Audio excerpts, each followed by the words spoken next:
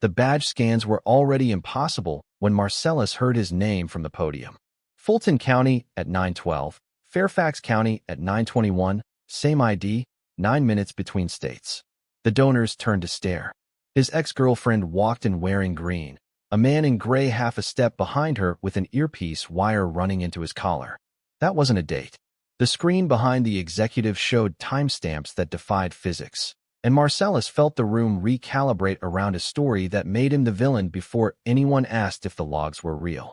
The man beside his ex wasn't her boyfriend.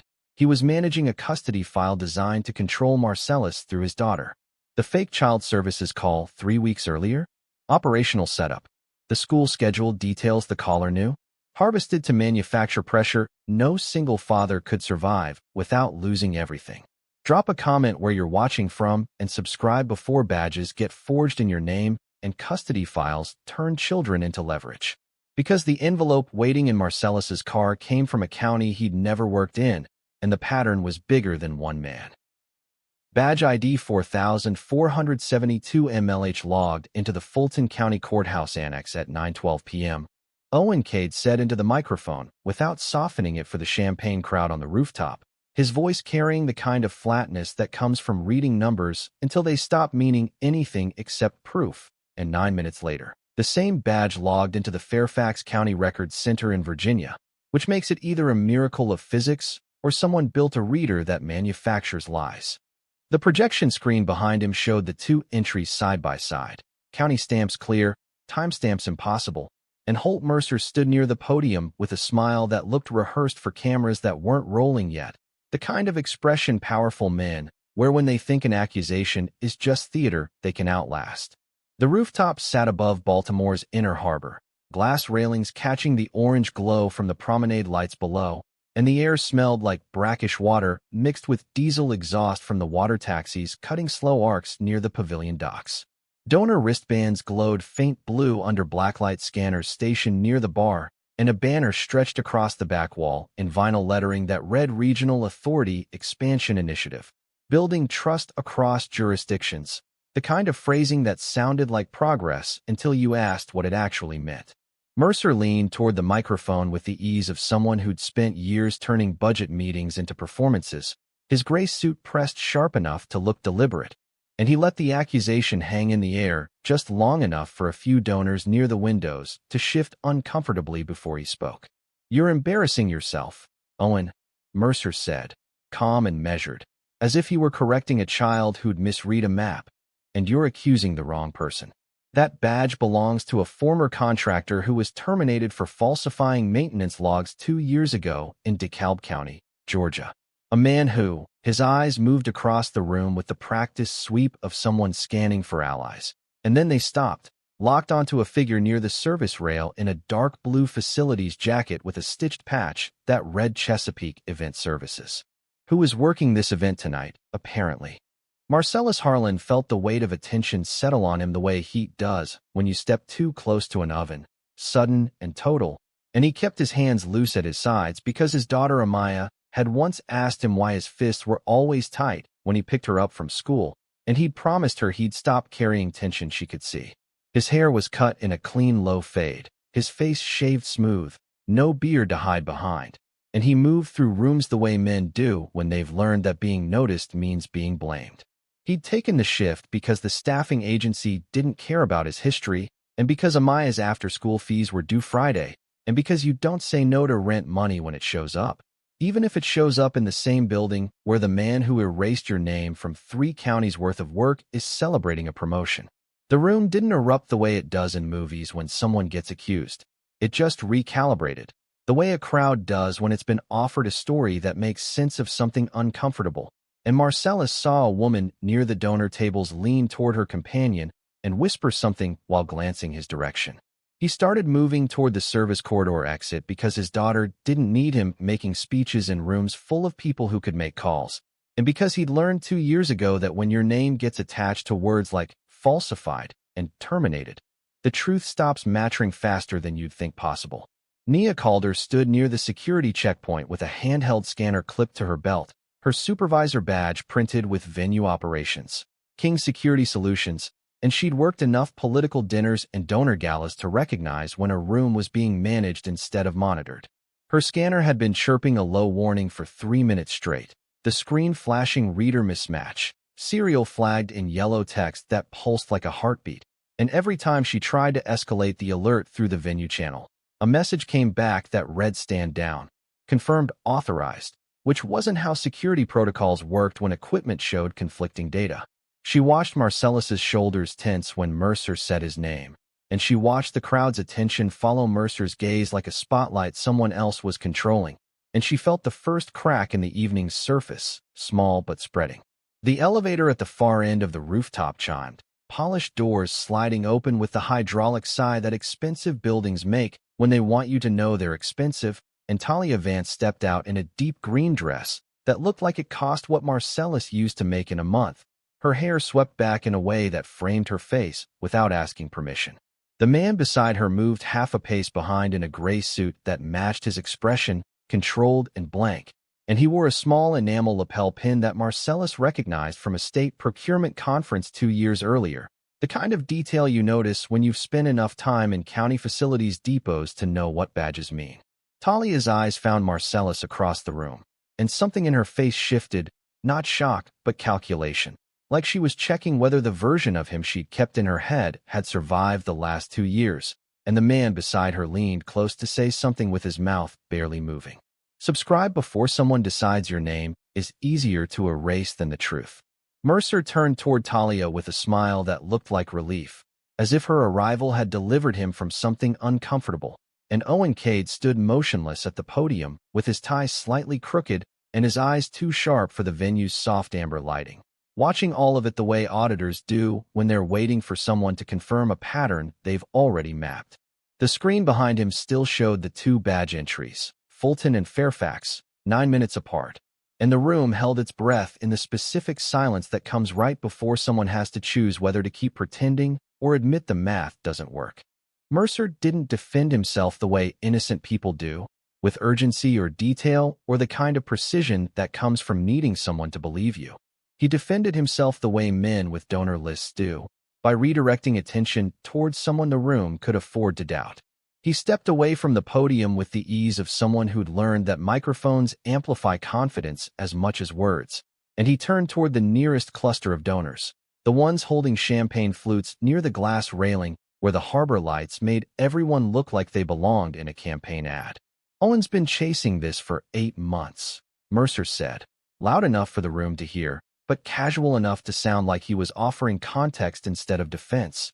And what he's found is a contractor who signed off on faulty equipment and then tried to blame the county when it failed. I terminated him personally. Background checks confirmed he'd done similar work in 3 other jurisdictions with similar complaints. The lie didn't sound like a lie because Mercer delivered it with the same tone he'd used to describe budget allocations or zoning amendments. Bureaucratic and dull, and therefore believable. And a man near the bar nodded slightly, as if the explanation had resolved something uncomfortable. Mercer glanced toward the projection screen where Owen's impossible badge entries still glowed in white text against blue backgrounds, and he smiled the way people smile when they're about to offer a punchline. Once Celia Ror confirms the bond purchase tonight, he said, pivoting smoothly toward the future as if the past had already been handled. We'll have procurement authority across 7 counties by spring, and the Allegheny audit. He paused, just briefly, like a man catching himself before saying too much, and then continued with the kind of manufactured confidence that sounds rehearsed if you're listening for it. Disappears into jurisdictional coordination, which is exactly what expansion is designed to handle. A woman in a navy blazer near the sponsor table leaned toward her companion and said something that made him nod, and Mercer's shoulders loosened slightly, the way they do when someone realizes the room is still theirs to lose. He turned back toward Owen with an expression that looked patient, almost pitying, and Owen didn't move, didn't argue, just stood at the podium with his arms loose at his sides, and his eyes tracking Mercer the way investigators track people who think they've just won.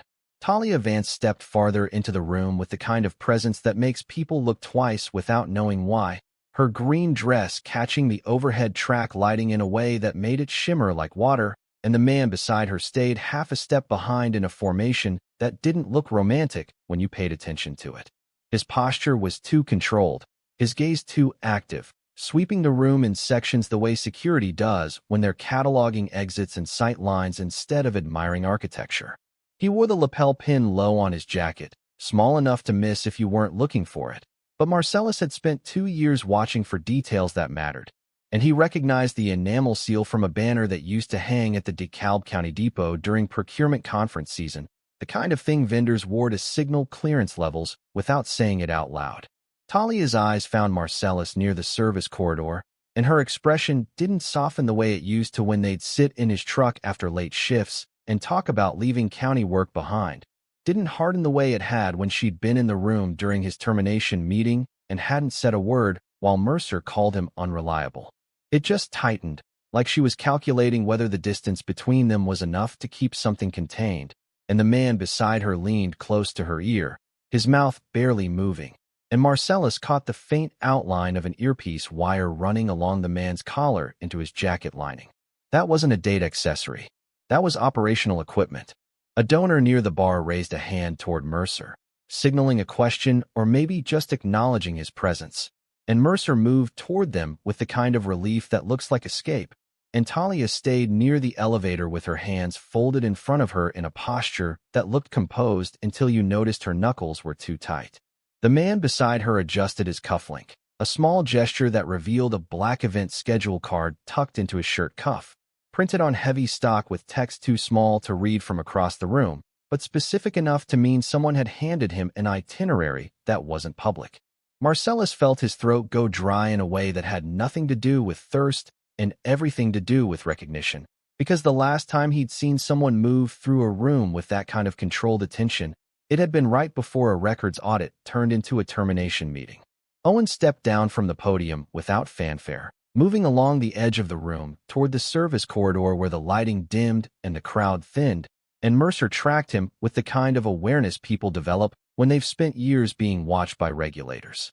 Owen stopped near the corridor entrance, close enough to the main floor that donors could still see him, but far enough that his voice wouldn't carry without effort, and Mercer followed after a moment, his smile still intact, but smaller now, more deliberate. They stood near a vinyl banner that read Private Event. Authorized access only in red block letters, and Owen spoke first, his voice low and steady, the kind of tone that doesn't rise because it doesn't need to. If you try to walk out, Owen said, not looking at Mercer but at the projection screen still visible through the crowd, I'll file in 3 counties tonight. Fulton, Fairfax, and one you haven't thought about yet.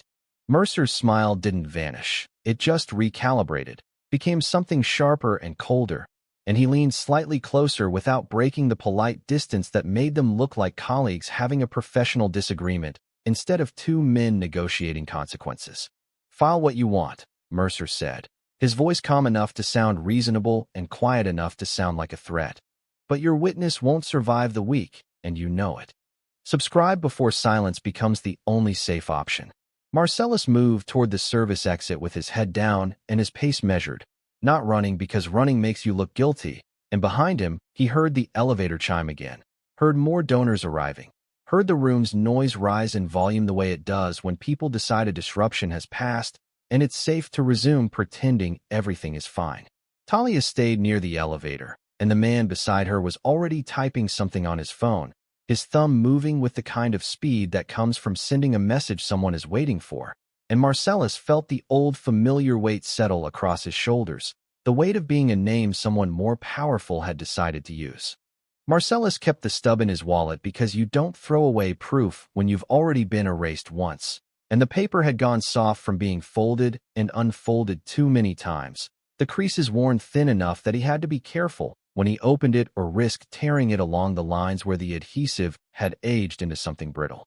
The stub was 3 inches long and 1 inch wide, torn from a roll of chain of custody stickers that maintenance contractors use to seal equipment after installation, and the number printed across the bottom read 4JK. 7829, except the 7 looked wrong, smudged at the top stroke in a way that made it resemble a 9 if you weren't paying close attention. He'd kept it because he remembered the sound the original sticker made when it tore by accident, the soft perforation giving way too quickly, and he remembered having to start over with a second sticker from the same roll. And he remembered noticing that the replacement looked slightly different, like someone had printed the roll with a digit that didn't match the inventory log. The depot in DeKalb County had smelled like industrial coolant and floor wax, the kind of smell that sticks to your clothes even after you leave, and the maintenance bay had a laminated poster on the wall that read "Chain of Custody must remain intact" in red letters above a diagram, showing how to apply the stickers without leaving gaps. Marcellus had been there to replace a badge reader in the southwest wing where the old unit had started rejecting credentials without pattern or warning, and the work order had been routine, the kind of thing he'd done 30 times across Georgia and Alabama, swapping hardware and logging serial numbers and sealing the panel with a sticker that said the job was done correctly. The badge reader replacement had come in a gray plastic case with foam inserts, and the serial number on the unit had been 3C9-114. Which he'd written on the maintenance ticket in ballpoint pen that smeared slightly, because the form was printed on cheap stock that didn't absorb ink cleanly. What he didn't know then, standing in that depot with the coolant smell and the label printer humming in the background, was that someone would later produce a maintenance ticket with a signature and a serial number that didn't match the one he'd installed, and that the mismatch would become the foundation for a story about a contractor who'd falsified equipment logs to cover up faulty work. The torn stub in his wallet was the only thing that proved the sticker roll itself had been compromised, one digit off in a way that made every sticker on that roll suspect. But no one had asked to see it during his termination meeting because Mercer's office had already decided the story they needed.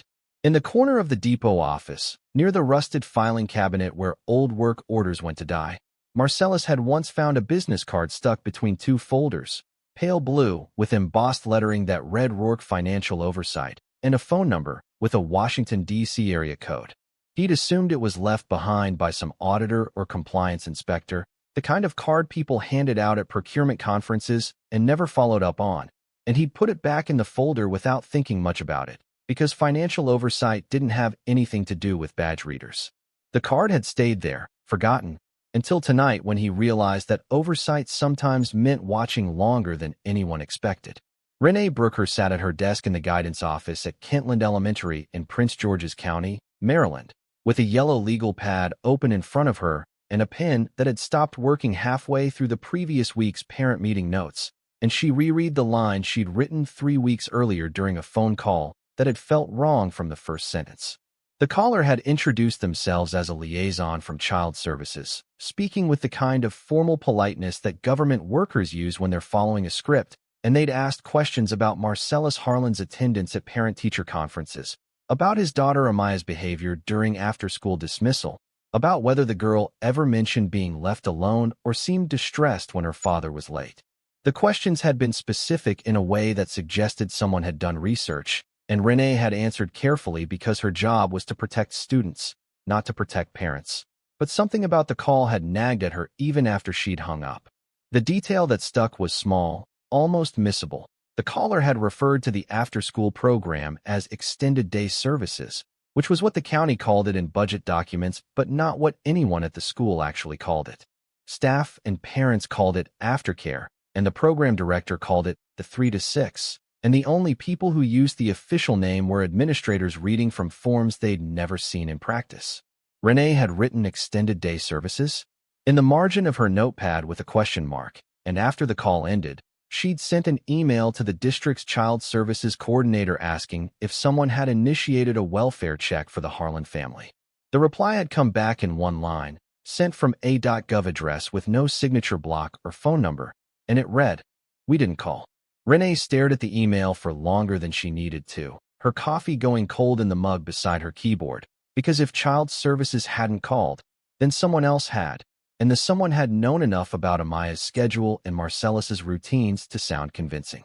She printed the email and folded it into her desk drawer beneath a stack of attendance rosters, and she didn't tell Marcellus then because she didn't want to add fear to a man already carrying enough of it. But she saved the email thread in a folder labeled Hold, Possible Issue, and she waited for the moment when it would matter more than comfort. Nia stood near the service corridor on the rooftop, her scanner still chirping its low warning, and she watched Marcellus move toward the exit with the posture of someone who'd spent years making himself small in rooms where being noticed meant being blamed. Her scanner's screen showed reader serial 3C9-114, mismatch detected, and the flag had been active since the event setup crew arrived that morning, which meant someone had brought equipment to the venue that didn't match the venue's registered hardware. She tried to escalate it twice through the security channel, and both times the response had come back stand down, confirmed authorized, which wasn't protocol and wasn't how venue security worked when systems disagreed. She glanced toward the donor tables where Mercer was shaking hands with someone in a tailored blazer, and she felt the shape of the evening shift beneath her, not breaking yet, but cracking in places she couldn't see. Owen didn't build cases the way prosecutors do, starting with a crime and working backward toward proof. He built them the way accountants do, starting with numbers that don't balance and following them forward until the pattern shows itself. And the pattern across Fulton County, Fairfax County, and 3 others looked less like coincidence and more like someone had learned to forge movement without moving. He'd been tracking badge reader anomalies for 8 months, cross-referencing serial numbers against county procurement logs, and what he'd found wasn't one mistake repeated. It was one method replicated, the same approving authority code appearing in installations across Georgia, Virginia, Illinois, Nevada, and Texas, all signed off by a supervisor credential that had been deactivated 4 years earlier when the account holder died in a car accident outside Rockville, Maryland. The dead supervisor code was LP 4401 dist, and it showed up in procurement approvals like a ghost that still had signature authority, and every installation tied to that code involved badge readers with serial prefixes that started with 3C9, which wasn't a manufacturer quirk but a deployment batch. The kind of thing you'd see if someone ordered 50 units at once and deployed them strategically across jurisdictions where they'd be hard to audit collectively. Owen had mapped the installations on a spreadsheet that now covered 3 monitors in his Arlington office, and the map showed clusters in counties where Mercer's regional authority had either gained influence or was trying to, and the timing of each installation aligned with procurement votes or contract renewals in ways that felt too clean to be accidental. What Owen hadn't expected to find, buried 3 layers deep in Allegheny County's pension oversight records, was the reason Mercer needed this expansion to happen tonight. The county had initiated a pension fund audit 6 weeks earlier after a routine actuarial review flagged discrepancies in contractor payment timelines, and the audit had traced irregular procurement patterns back nearly a decade, all connected to regional authority infrastructure projects that Mercer had supervised or influenced. The audit wasn't public yet, but the preliminary findings were scheduled to go before the county board in 72 hours, and if the board voted to expand the investigation across state lines, Mercer's career wouldn't just stall, it would implode, taking his pension, his reputation, and his freedom with it. The bond purchase Mercer kept mentioning wasn't just career advancement. It was a jurisdictional smokescreen, a way to bury the Allegheny findings under layers of multi-county coordination where no single auditor could track the full picture. Owen sat in the corner of the rooftop near the sponsor display table, his laptop open on his knees, and he pulled up the badge timestamp logs for DeKalb County on the day Marcellus's reader had been installed. The logs showed credential activity at 1447, 1512, and 1538, and Owen cross-referenced those times against school dismissal schedules in Prince George's County, Maryland, where Marcellus's daughter attended elementary school. The dismissal bell rang at 15:15, and the after-school program check-in window closed at 15:45, which meant the badge activity had been timed to create the appearance of movement during the exact windows when Marcellus would have been distracted by pickup routines, when he wouldn't have been able to provide an alibi that wasn't circumstantial. Someone hadn't just falsified the logs. They'd studied his life closely enough to know when he'd be vulnerable to the accusation. Mercer moved through the donor crowd with the ease of someone who'd learned to perform confidence even when the foundation was cracking, and he stopped near the bar to accept a champagne flute he didn't drink from, holding it instead like a prop that signaled celebration. A woman in a charcoal suit approached him with a tablet, her expression neutral in the way event coordinators look when they're managing something that's already gone slightly wrong, and she leaned close to show him a schedule update that made Mercer's jaw tighten just enough to notice if you were watching for it. He handed the glass back to a server, and stepped toward the service corridor where the lighting dropped and the noise softened. And Owen watched him go with the stillness of someone who knew when to let pressure build instead of pushing it. Subscribe before the people who erase names decide yours is next. Nia's scanner chirped again, the tone sharper this time, and the screen flashed a new alert beneath the serial mismatch warning. Approving code flagged. Deceased account. She stared at the text long enough for her vision to blur slightly, because deceased accounts weren't supposed to have active approvals. And if the system was flagging it now, that meant someone had recently used the code to authorize equipment that shouldn't have been authorized. She tapped the alert to pull up details, and the code displayed as LP 4401. Dist with a note that read account holder deceased 2021, credentials suspended, and beneath that, a list of recent approvals across Cook County, Illinois, Clark County, Nevada, and Harris County, Texas, all within the last 18 months, all tied to the same serial prefix batch that was currently flagged on her rooftop scanner. She looked toward the presentation hall where Owen had been standing earlier, and he was gone, moved to a corner where the track lighting didn't quite reach, and she felt the shape of the evening shift again, not breaking but bending, and she wondered how many people in the room knew they were standing inside a procedural crime scene that hadn't been declared yet. Near the elevator, Talia stood with her arms crossed in a posture that looked defensive, and the man beside her was still on his phone, typing with both thumbs now, and Nia caught a fragment of his screen as he angled it away from the crowd. A message thread with a contact saved only as OPS, the kind of abbreviation people use when they don't want names attached to communication. Owen stood and closed his laptop with the quiet decisiveness of someone who'd just confirmed something they'd suspected, and he walked toward the podium without hurry, his steps measured in a way that made people notice without understanding why. Mercer emerged from the service corridor at the same moment, his expression controlled but his posture slightly stiffer, and they met near the sponsor table where a printed schedule card listed the evening's agenda in Times New Roman font on heavy cardstock. Owen didn't raise his voice, didn't gesture, just spoke loud enough for the nearest donors to hear if they were paying attention. The approving code that signed off on these readers, Owen said, holding up his phone to show a screenshot of the LP 4401 dist credential, belongs to someone who died 4 years ago, and it's been used to approve hardware in 5 states since then. Mercer's face didn't change, but his hands moved to his pockets in the way people do when they're trying to look casual and can't quite manage it, and a man near the railing turned to stare, his champagne glass paused halfway to his mouth. The room didn't go silent. It just recalibrated again, the noise dropping a few decibels as attention shifted without anyone announcing that it should, and Talia's expression tightened in a way that made her look older, more tired. Like she'd been holding something heavy for too long, and had just realized she might not be able to set it down. The man beside Talia leaned in close, his mouth barely moving, and Nia, standing near enough to catch fragments, heard him say something that sounded like file and custody and Mercer bolts, and Talia's hands unclenched slowly, deliberately, as if she were forcing herself not to react. Owen's phone buzzed once, a text notification lighting up the screen, and he glanced down without moving his head, and whatever he saw made his expression flatten into something harder, more certain, and he looked back at Mercer with the kind of focus that meant the conversation was about to stop being polite. Talia hadn't wanted to come tonight, not because she was afraid of seeing Marcellus, but because she knew what seeing him would cost her, the way knowing costs you when you've been carrying a secret that protects someone by hurting them. The man beside her wasn't her boyfriend, wasn't someone she'd chosen, wasn't even someone whose real name she knew beyond the credential that read K. Drummond on the laminated badge clipped inside his jacket, where donors couldn't see it.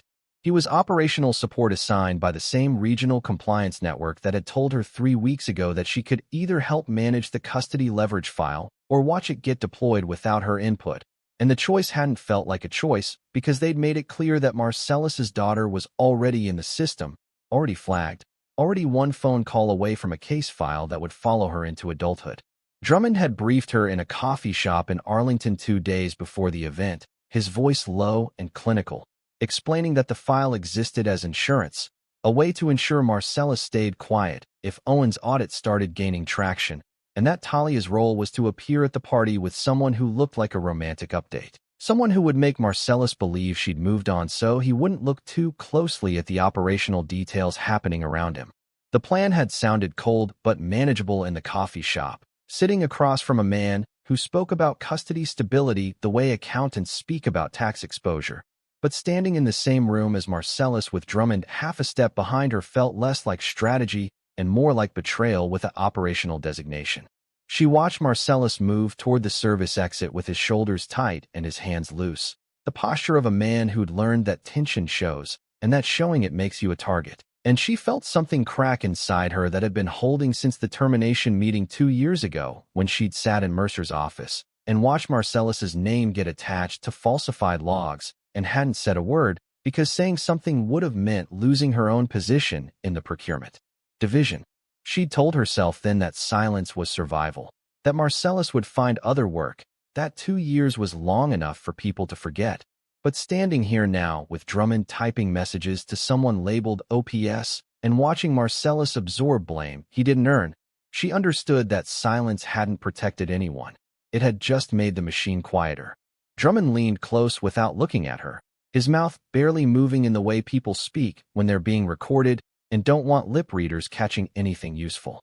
If Mercer bolts before Celia confirms the bond, he said, his tone flat and procedural, we lose the custody leverage file.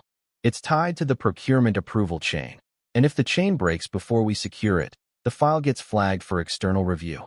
Talia's breath stopped in a way that had nothing to do with shock and everything to do with comprehension, because she'd been told the file was insurance, a deterrent, something that existed to prevent problems rather than create them. But what Drummond had just said meant the file wasn't about protecting Marcellus's daughter. It was about controlling him through her. And the control required Mercer's authority structure to stay intact long enough to keep the threat credible. She'd been walking into this room thinking she was managing damage, but the damage was the point, and she was the camouflage. Marcellus stopped near the corridor entrance, not because he'd decided to stay, but because the exit required passing through a security checkpoint that Nia was currently standing beside, and he didn't want to answer questions about why he was leaving early when his shift wasn't technically over. He glanced back toward the main floor, and his eyes found Talia's across the distance. And for a moment neither of them moved, caught in the specific stillness that happens between people who used to know each other's routines well enough to finish sentences and now can't figure out how to start them. Talia stepped away from Drummond without asking permission, moving toward the corridor with the kind of decisiveness that comes from realizing you've run out of ways to avoid a conversation, and Drummond's hand twitched toward her arm before stopping. His training apparently, including instructions not to physically restrain someone in a room full of donors with phones. She reached Marcellus near the service corridor entrance, close enough that the noise from the party faded into background static, and she kept her voice low because whatever she said next would either make things worse or admit they'd already been worse than he knew. I didn't come here to hurt you, she said, the words feeling inadequate even as she spoke them. And Marcellus's expression didn't soften or harden. It just stayed tired, the kind of tired that comes from expecting disappointment and getting confirmation.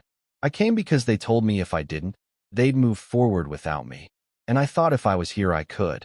She stopped. Because finishing the sentence would mean admitting she'd believe she could control something that had never been hers to control. They used your name because it's easier than using mine, she said. And the sentence landed between them like something fragile that neither of them wanted to pick up. Marcellus stared at her, and she saw the moment he understood what she meant, saw it register in the small shift of his jaw and the way his hands unclenched slightly, because if they'd used his name instead of hers, it meant hers had been an option, and if hers had been an option, it meant she'd been close enough to the decision to know it was happening. Subscribe before the people who protect their names by erasing yours decide you're expendable. A chime echoed across the rooftop, the sound cutting through the party noise with the kind of authority that makes people stop mid-sentence and look toward the source, and the elevator doors opened to reveal a woman in an ivory dress that looked expensive without asking for attention, her posture calm in the way people carry themselves when they're used to rooms rearranging around them. She stepped onto the rooftop with a team of 3 people behind her, 2 men in dark suits carrying a black equipment case with reinforced corners and a handle that suggested the contents were either delicate or valuable, and a woman with a tablet who moved with the efficiency of someone managing logistics in real time. Nia's scanner chirped again, louder this time, and the screen flashed a new alert. Reader serial match detected. Case unit proximity, and she stared at the text because the only equipment case in the building had just arrived with the woman in ivory, which meant whatever was inside that case was broadcasting a signal that matched the flagged serial prefix from the rooftop reader. She glanced toward the main floor where Mercer had been standing, and he'd turned toward the elevator with an expression that looked like relief mixing with calculation, and Owen had moved closer to the podium, his eyes tracking the woman with the kind of focus that meant he'd been expecting her. Marcellus watched the woman step into the light, watched the way donors turned to acknowledge her without being asked, and he didn't recognize her face, but he recognized the weight she carried, the kind of presence that doesn't come from performance, but from having made decisions that changed outcomes for people who never knew her name. Talia's hand moved to her throat in a gesture that looked involuntary, and Drummond stepped forward with his phone still in his hand, and the room recalibrated one more time. The attention shifting from Mercer's accusations toward the woman who'd just entered carrying something that made security systems warn each other she'd arrived. Celia Ror had come to the party, and she hadn't come alone. Celia Ror didn't move through the rooftop the way celebrities do, scanning for cameras or pausing for applause. She moved the way people move when they've already read the file and decided which parts matter, her steps deliberate without being slow, her gaze settling on faces with the kind of recognition that comes from having seen their names in documents before meeting them in person. She was in her early 50s, her hair pulled back in a way that looked intentional rather than styled, and the ivory dress she wore had the clean lines of something expensive that didn't need branding to announce itself. The two men carrying the equipment case stayed close behind her, their movements synchronized in the way security details move when they've worked together long enough to communicate without speaking, and the woman with the tablet walked beside Celia with the efficiency of someone managing a schedule that had been planned down to the minute.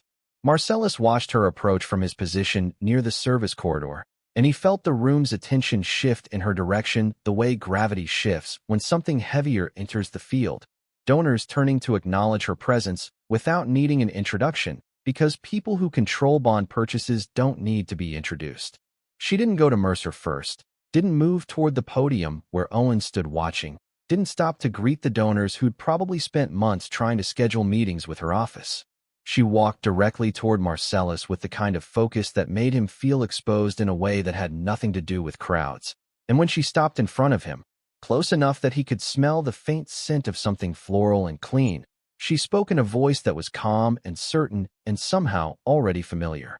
"You kept the stub," she said, not as a question but as a statement that required confirmation, and Marcellus felt his hand move involuntarily toward his wallet before he could stop it, because the only people who knew about the torn chain of custody sticker were him and the filing cabinet in DeKalb County where he'd stored the maintenance logs 2 years ago. Celia's eyes tracked the movement, and something in her expression softened just slightly, the way people look when they've confirmed something they'd suspected but weren't certain about. "Good," she said, her tone carrying the weight of someone checking a box on a list that mattered. "Because if we don't put it in the record tonight, you'll spend the next 10 years trying to prove you weren't a ghost." Owen moved closer to where Celia stood, not interrupting but positioning himself within listening range, and his posture had the stillness of someone who'd been waiting for this moment without knowing exactly when it would arrive. Celia's team set the equipment case down on a nearby cocktail table with the kind of care that suggested the contents were fragile or calibrated, and the woman with the tablet opened a leather portfolio that contained printed documents clipped together with binder clips, the top sheet showing a header that read Multi-County Access Platform Bond Purchase. Final terms in bold Calibri font. The document was thick enough to suggest complexity, and the margins showed handwritten notes in blue ink that looked like negotiations had happened recently enough that the ink hadn't fully dried. Mercer had been watching Celia from across the room, and when he saw her standing with Marcellus instead of approaching him, his expression shifted from relief to something tighter, more controlled, and he started moving toward them with the kind of speed that looked purposeful without being urgent. A donor near the bar tried to stop him with a question, and Mercer smiled without slowing, murmuring something polite that didn't require him to pause. and by the time he reached Celia, his face had settled back into the practiced charm he'd been wearing all evening, though the edges looked sharper now, more deliberate. "Celia," Mercer said, his voice warm in the way people sound when they're performing gratitude for an audience. "Thank you for joining us tonight. I know your schedule is." He stopped because Celia had turned to face him with an expression that didn't match his tone, her posture still calm, but her eyes carrying the kind of focus that makes experienced negotiators stop talking and start listening. Behind her, the equipment case sat closed on the table, and the woman with the tablet had pulled out a second document, this one printed on county letterhead with a seal that Marcellus recognized as belonging to Allegheny County, Maryland. "Once you make the announcement," Celia said, addressing Mercer directly, but speaking loud enough that nearby donors could hear if they were paying attention, "the contract locks in and the audit becomes what your lawyers will call a jurisdictional disagreement. That's the timeline you're working with, isn't it? 72 hours before Allegheny votes to expand the investigation, and if I confirm the bond purchase tonight, you bury the findings under multi-county coordination before anyone can track the full pattern." The room didn't go silent, but the noise around them dropped in the way it does when people sense a conversation has stopped being social and started being consequential, and Mercer's smile thinned without disappearing entirely, his hands moving to his pockets in a gesture that looked casual but telegraphed discomfort to anyone watching closely. A woman in a charcoal blazer near the sponsor table stopped mid-conversation and turned slightly, her attention shifting towards Celia and Mercer in the way people pivot when they realize they're missing something important. Subscribe before the people with the power to freeze your future decide silence is cheaper than truth. Owen stepped forward, not to interrupt, but to establish his presence in the conversation, and he held up his phone to show Celia something on the screen, a document that looked like a procurement timeline with dates highlighted in yellow. Celia glanced at it, nodded once, and turned back to Mercer with the kind of decisiveness that comes from having already made a choice and simply waiting for the right moment to announce it. "I was prepared to confirm the bond purchase tonight," Celia said, her voice carrying the clinical precision of someone delivering terms that weren't open for negotiation. "But I'm not doing that unless the person you framed is named publicly, and unless the mirrored reader deployment pattern is acknowledged in writing, and unless the custody pressure file connected to this procurement scheme is surrendered to the auditor before you leave this building." Mercer's face didn't collapse the way it does in movies when someone's bluff gets called. It just recalibrated, the smile fading into something harder and more calculating, and his eyes moved from Celia to Owen to Marcellus in a sequence that looked like he was measuring distances and options. A man near the glass railing set his champagne flute down on a high-top table with a sound that felt louder than it was, and the sponsor display monitor behind them cycled to a new slide showing a projected timeline for 7-county integration, the counties listed in alphabetical order with implementation dates staggered across 18 months. "This is extortion," Mercer said, his voice sharpened now, stripped of the performative warmth he'd been using earlier, and Celia didn't flinch, didn't step back, just held his gaze with the kind of steadiness that comes from knowing you're holding leverage that can't be bluffed around. "It's evidence," Owen said quietly, not to Celia but to Mercer, and the correction landed with the weight of something that had been building for months and had finally found the moment to surface.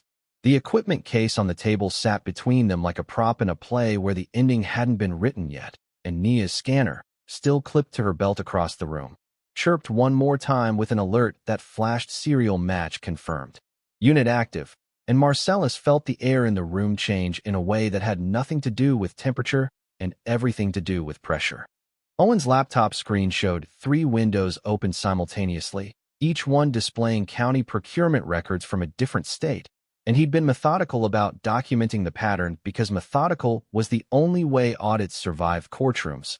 But what he was watching now wasn't documentation. It was disappearance. The Harris County, Texas server log he'd accessed 20 minutes earlier had shown 47 entries tied to badge reader installations approved under the LP 4401 dist code, and when he refreshed the page to screenshot a specific approval chain, the count dropped to 39. He refreshed again, watching the progress bar load slower than county systems usually did, and the count changed to 32, then 26, entries vanishing in real time. While he was still logged into the system with valid auditor credentials, that should have prevented anyone from modifying records he was actively reviewing. He opened a second window to the Cook County, Illinois database, navigating to the same equipment deployment records he'd mapped earlier, and the file directory that had contained 18 months of maintenance logs now showed a last modified timestamp from 4 minutes ago, which meant someone was inside the system at the same moment he was, deleting files faster than he could archive them. Owen started screenshotting everything he could see, his fingers moving across the keyboard with the kind of speed that comes from knowing you're in a race you didn't realize had started, and he opened a third window to the Clark County, Nevada server, trying to get ahead of whoever was cleaning the trail, but the login portal returned an error message that read system maintenance in progress. Access temporarily restricted, which wasn't scheduled maintenance and wasn't how county IT handled active auditor sessions. He'd been tracking this pattern for 8 months, building a map that connected reader deployments across jurisdictions with the precision of someone who understood that evidence only matters if it survives long enough to be entered into record. But if the files kept disappearing at this rate, he'd have screenshots in memory instead of certified documents. And screenshots don't hold up the same way in administrative hearings when the opposing counsel can argue they've been altered. Owen glanced toward the rooftop's main floor where Celia stood near Mercer, her team still holding the equipment case, and he made a decision that felt less like strategy and more like instinct. He needed the physical hardware, not just the digital trail, because hardware can be examined and hardware doesn't delete itself when someone gets nervous. The deeper Owen traced the serial prefix pattern, following the 3C9 batch backward through procurement records that hadn't been scrubbed yet, the clearer the origin point became, and it wasn't Fulton County or DeKalb County or any of the jurisdictions where Marcellus had worked. It was Arlington County, Virginia, where the first falsified reader had been deployed 4 years earlier in a county clerk's office that handled vital records and land transfers. The deployment had been approved under the same dead supervisor code, LP 4401 DIST, back when the fraud was still small enough to be experimental, before someone had figured out that mirrored readers could create impossible movement records that looked legitimate until you compared serial numbers across state lines. Arlington mattered because it had original jurisdiction over interstate commerce filings, which meant if Owen could file the corrected record there, it would trigger retroactive audit authority across every connected county where the fraudulent readers had been used, unraveling the entire procurement chain in a way that Mercer's multi-county expansion couldn't bury. Subscribe before the evidence that could protect you gets deleted by people who profit from your silence. Nia stood near the security checkpoint with her encrypted backup drive still clipped inside her jacket pocket, the small device no bigger than a keychain, but weighted with the kind of consequence that makes hands shake when you think about using it. She'd saved a raw copy of the venue's access logs 3 weeks earlier after being ordered to delete them, copying the files onto the drive during a shift change when the monitoring room was empty and the backup protocols were running automated sequences that wouldn't flag a manual export. The logs contained every badge scan, every reader alert, and every security override from the past 6 months, including the stand-down orders she'd received tonight and the serial mismatches that had been flagged and then cleared without proper authorization. She could send the file to Owen now, attach it to an email and press send before anyone noticed. But sending it meant ending her career because venue security contracts included clauses about unauthorized data retention, and if King Security Solutions discovered she'd kept logs she'd been explicitly told to delete, she wouldn't just lose this job. She'd lose her clearance, her references, and her ability to work in any security role that required bonding. Nia had worked concerts in King County, Washington, political dinners in Montgomery County, Maryland, and private events across the Mid-Atlantic, and she'd built a reputation for being reliable and discreet, the kind of contractor venues called when they needed someone who understood that security meant protecting the client even when the client was wrong. But standing here watching Owen's shoulders tense as he stared at his laptop, watching Marcellus absorb blame for equipment he'd installed correctly, watching Mercer perform confidence while the room cracked around him, Nia felt the shape of the choice clarify in a way that made the professional calculation feel less important than the moral one. She pulled out her phone, opened her encrypted email client, attached the backup file with shaking hands that steadied only after the attachment loaded, typed Owen's address from the business card, he'd given her 2 months ago when he'd first started asking questions about venue reader protocols and pressed send before she could talk herself into waiting. The file was gone from her phone and in Owen's inbox within seconds, the progress bar disappearing as the encrypted package transmitted through 3 proxy servers the way her IT trainer had taught her to route sensitive communications.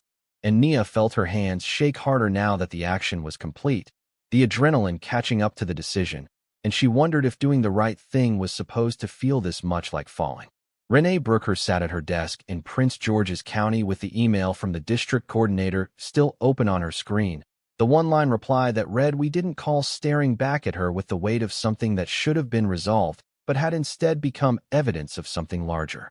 She'd printed the email and filed it in her desk drawer, but she'd also forwarded it to her personal account and saved it in 3 separate folders with timestamps that would prove when she'd received it and when she'd started asking questions.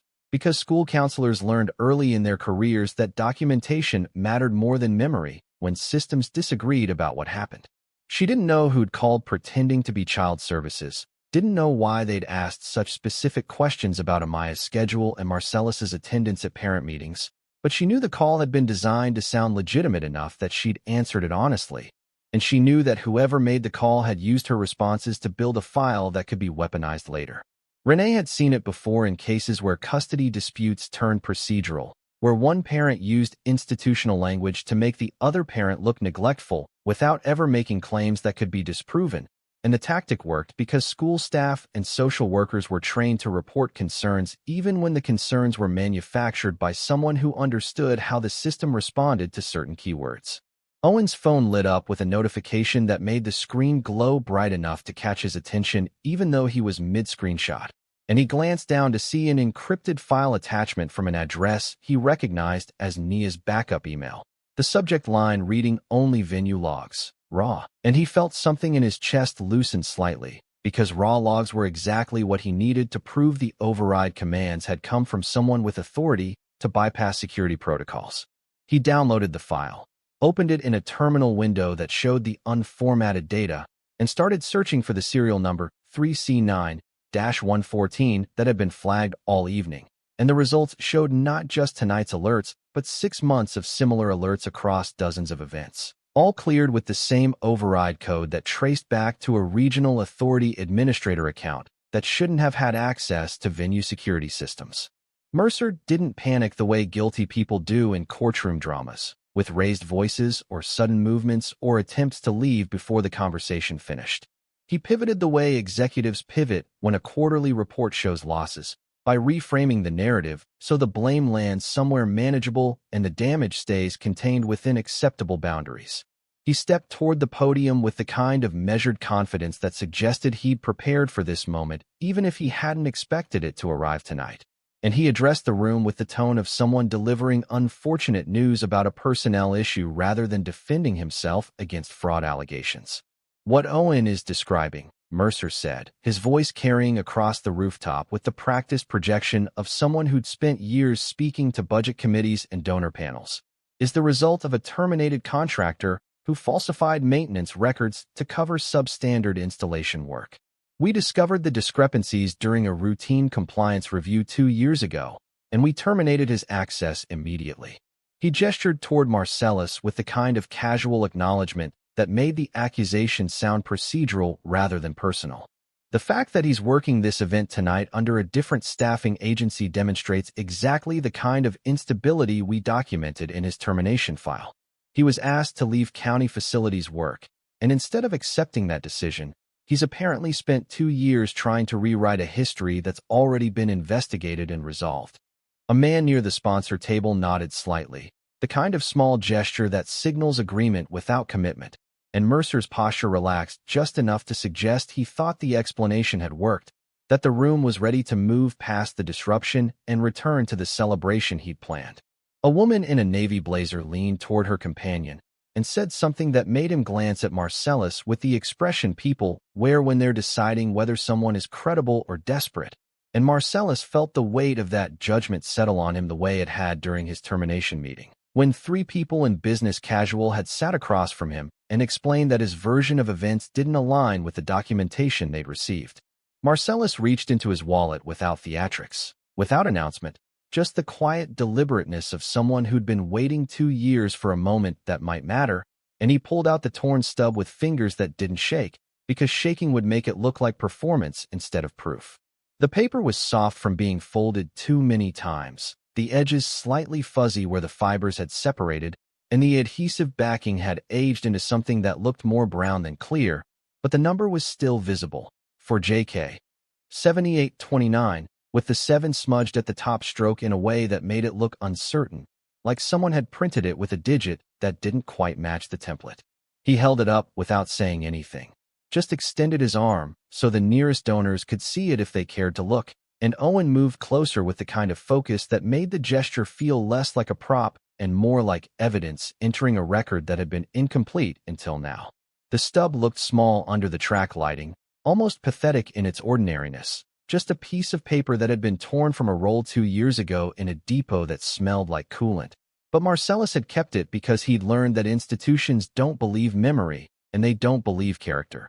They believe documents, and documents only matter if you can produce them when someone asks. "This is the chain of custody sticker roll number," Marcellus said, his voice steady in the way people sound when they've rehearsed a sentence so many times it stopped feeling like performance and started feeling like testimony. "And this digit right here is wrong. The roll I used that day was already compromised before I opened it. The 7 looks like a 9 because the print template was corrupted, which means every sticker on that roll would have had the same defect." He paused, not for drama, but because the next part required precision. If you check the maintenance logs against the stub serial number, they won't match, because someone produced a ticket after the fact using a clean roll number that made it look like I'd certified equipment I never touched. Mercer laughed once, loud enough to cut through the ambient noise, the kind of laugh that's designed to make something sound absurd before people have time to consider whether it's true, and he turned toward the donors near the glass railing with an expression that looked patient and slightly condescending. "You're holding a torn piece of paper," Mercer said, addressing Marcellus directly for the first time since the accusations had started. "And you're asking this room to believe that it proves anything other than your inability to move forward from a justified termination." Owen stepped forward before Marcellus could respond, his posture calm, but his voice carrying the kind of authority that comes from knowing the next sentence will either land or fail completely. And he addressed the room rather than Mercer, speaking to the donors and staff who'd been watching the confrontation with varying degrees of interest and discomfort. "Mr. Mercer," Owen said, not raising his volume but sharpening his tone in a way that made people stop their side conversations and pay attention, "you didn't just falsify movement logs to influence procurement votes. You used falsified records to impersonate authority figures and apply pressure on custody stability. Subscribe before the machinery that erases people decides your life is easier to rewrite than protect." The sentence hung in the air with the weight of something that had just escalated beyond contract disputes and budget irregularities into territory that involved families and children and the kind of institutional power that people trust because they assume it operates honestly. A woman near the bar set her champagne flute down with a sound that felt louder than it was, and Mercer's expression shifted from condescending patience to something harder, more calculating, his eyes moving from Owen to Marcellus to the equipment case on the nearby table, as if measuring distances and options. Across the room, Drummond stood near the elevator with his phone in both hands now, typing with the kind of speed that comes from sending messages that can't wait for later, and the screen glow reflected off his face in a way that made his expression visible even from a distance, tight, focused, worried. Nia caught a glimpse of his screen as she moved closer to the main floor, close enough to see that the contact name at the top of his message thread read only OPS, no full name or organization, just the 3 letters that could mean operations or operational support or something else entirely. And the messages he was sending weren't questions, they were updates, status reports delivered in real time to someone who needed to know the evening was unraveling faster than anyone had planned. Owen's phone buzzed in his pocket with the specific vibration pattern he'd set for encrypted emails, the kind that only triggered when something came through his secure client that required immediate attention, and he pulled the device out without breaking eye contact with Mercer, glanced at the screen just long enough to see the sender was Nia, and the subject line read venue logs, RAW, and something in his posture changed. Not obviously, but in the way shoulders drop slightly when confirmation arrives for something you'd been hoping was true. He looked back at Mercer, and the calculation in his expression had shifted from building a case to delivering a conclusion. You didn't just create impossible badge records, Owen said, his voice quieter now, but somehow carrying more weight than when he'd been projecting across the room. You created a system for manufacturing authority, and you used that authority to threaten people who couldn't fight back without risking everything they'd built. He stopped mid-sentence, not because he'd finished the thought, but because the next part required the file he'd just received to be verified, and verification would take time the room didn't have patience for. And Mercer was already reaching for his phone with the expression of someone who'd just decided the conversation had gone on long enough. Owen opened the encrypted file on his phone, scrolling through the raw security logs that Nia had risked her career to preserve, and the data showed what he'd suspected but hadn't been able to prove without access to venue override records. The stand-down commands that had cleared tonight's serial mismatch alerts had come from an administrator account tied to Mercer's regional authority network, the same account that had been used to override security protocols at events across Maryland, Virginia, and Georgia over the past 18 months. But what made Owen's hands tighten around the phone wasn't the technical violation. It was the second file attached beneath the venue logs, a scanned document that Nia had found in a shared drive she wasn't supposed to have access to, a memo dated 3 weeks earlier with a subject line that read Custody Stability Monitoring, Harlan case. The memo outlined a procedural strategy for applying pressure to uncooperative witnesses in procurement investigations, and it specifically referenced using child services protocols to create documentation that could be activated if a witness became problematic. And the language was clinical enough to sound legitimate until you realized it was describing how to weaponize institutional concern as a threat.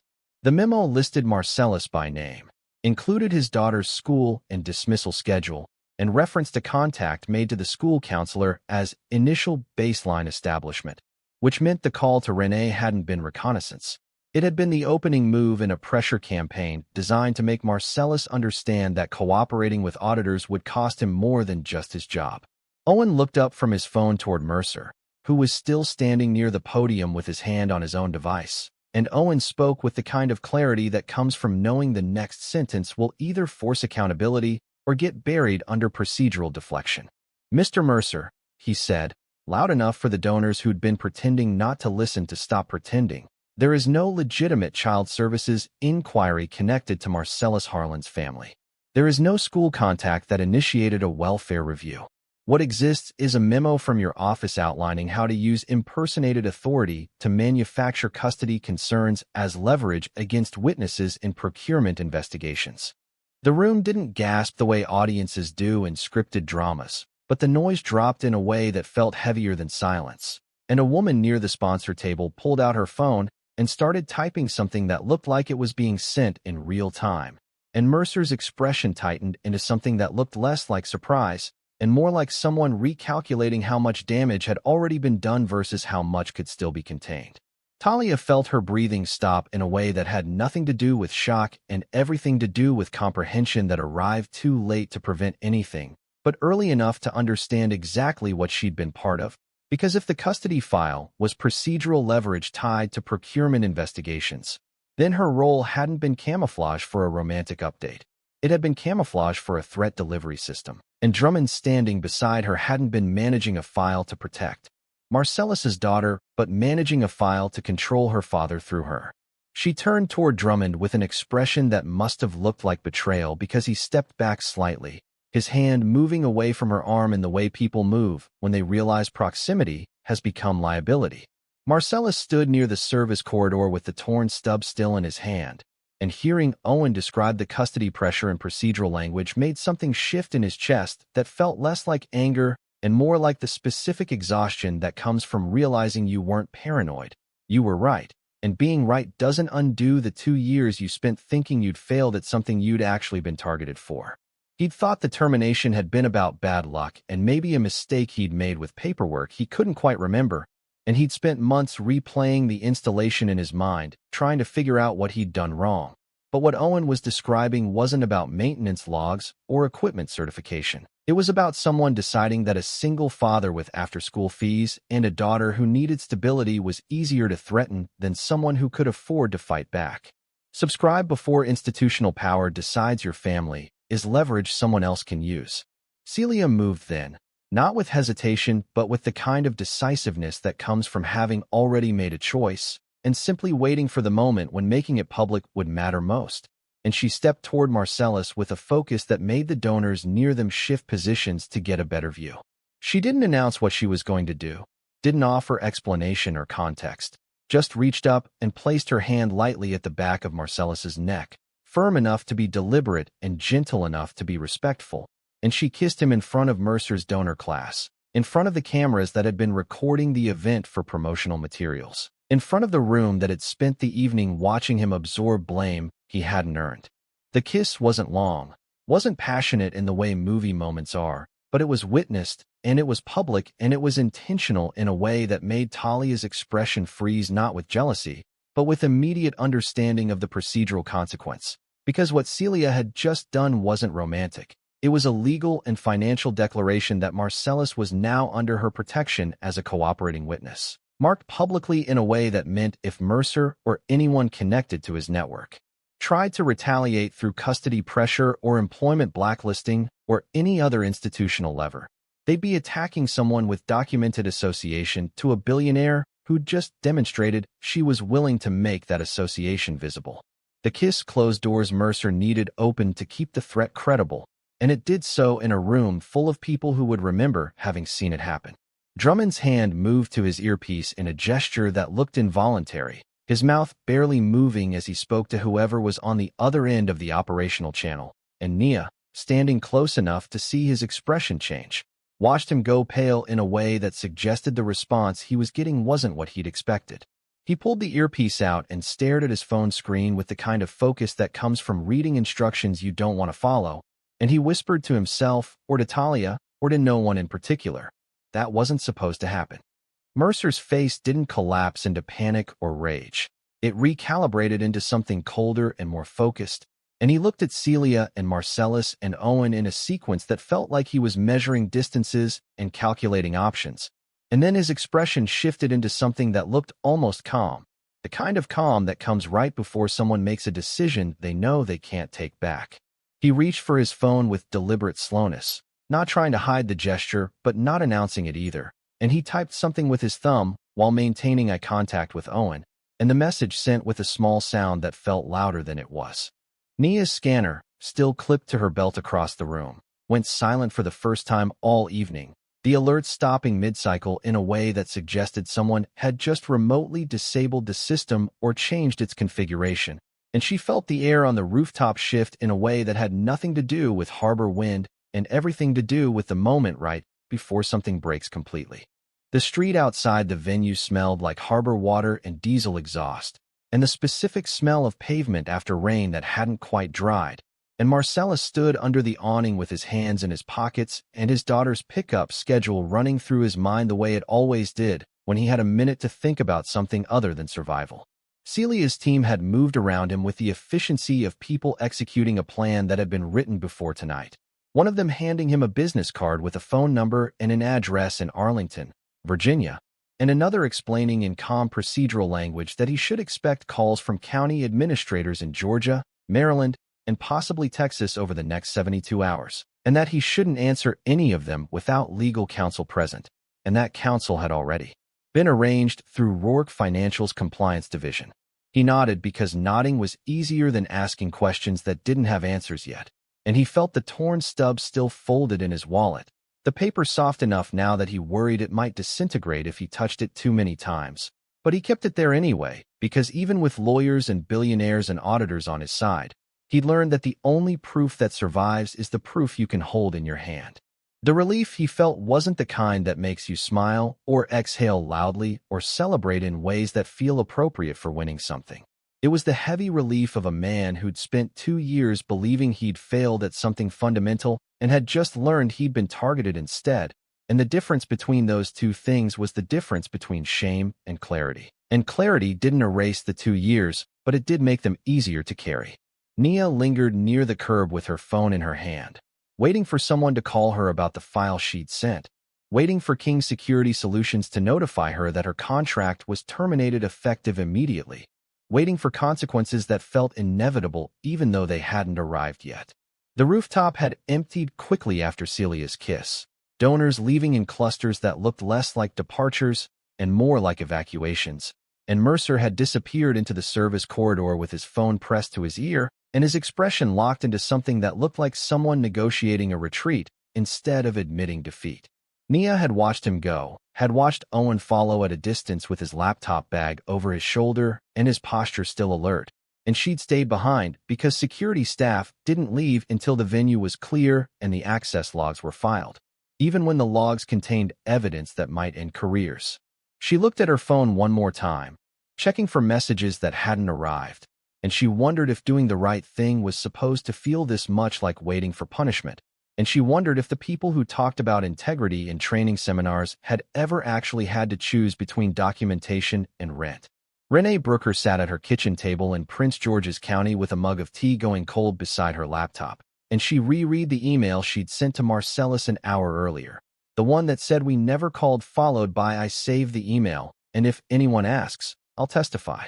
She'd attached the district coordinator's one-line reply, the one that confirmed no child services inquiry had been initiated, and she'd included her direct office number and her personal cell in case lawyers needed to reach her outside school hours. Because if someone had impersonated institutional authority to threaten a student's family, that wasn't just procedural fraud. It was the kind of thing that made school counselors lose sleep wondering how many other families had been targeted with calls they'd assumed were legitimate. She thought about Amaya, about the girl's attendance record that was perfect except for one day 2 months ago when Marcellus had called in explaining there'd been a scheduling conflict he couldn't resolve, and Renee wondered now if that conflict had been manufactured. If someone had used a fake meeting notice or a false compliance requirement to create exactly the kind of disruption that would show up in records as parental unreliability. The machinery of institutional pressure was efficient because it ran on procedures that most people trusted, and once you understood that the procedures could be weaponized by people who knew how to forge the right signatures, you started seeing every official call and every formal notice as something that required verification instead of compliance. Subscribe so the next person they try to erase has someone watching who refuses to look away. Owen drove toward Arlington County with his laptop bag on the passenger seat and a folder of printed documents that he'd compiled during the venue evacuation, timestamps and serial numbers and override logs that would have looked like bureaucratic noise to most people, but looked like a prosecutable pattern to anyone who'd spent 8 months mapping procurement fraud across state lines.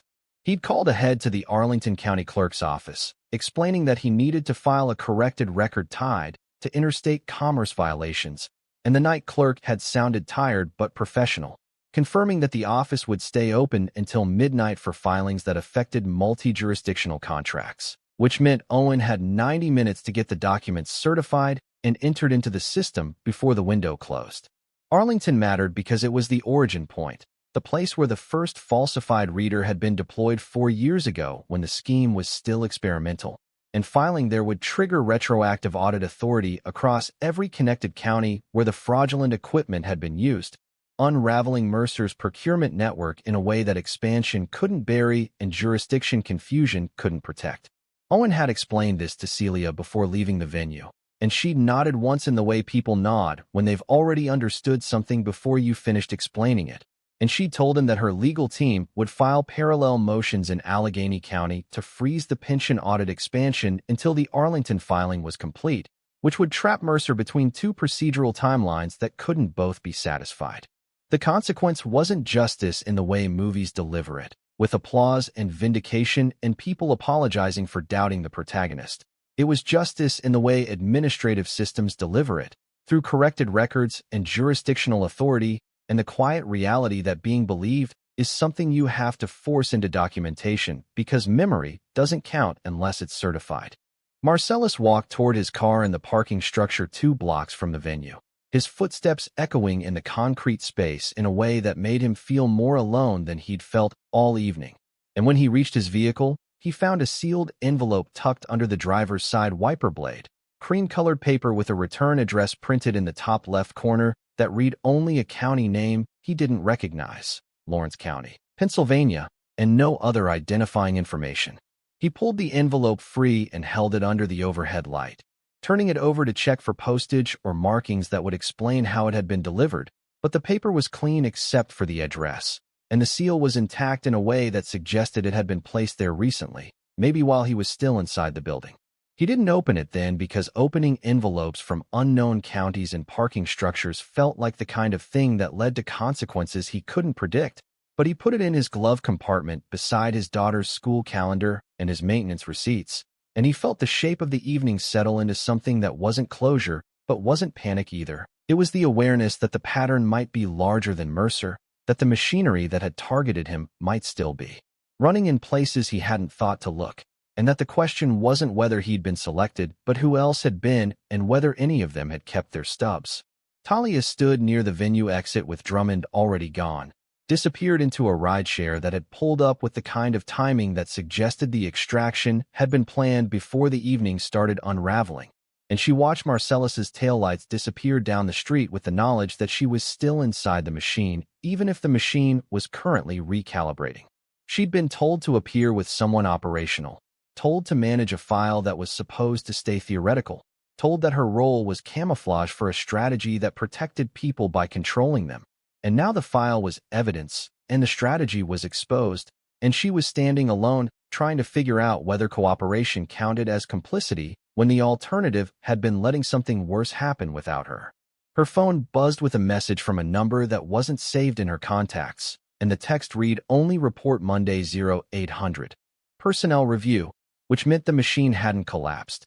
It had just shifted into damage assessment mode, and she was part of the damage that needed assessing. She looked at the message for longer than she needed to, and then she deleted it without responding, and she walked toward the street wondering if the people who survived institutional pressure were the ones who learned to document everything or the ones who learned when to stop documenting and just walk away.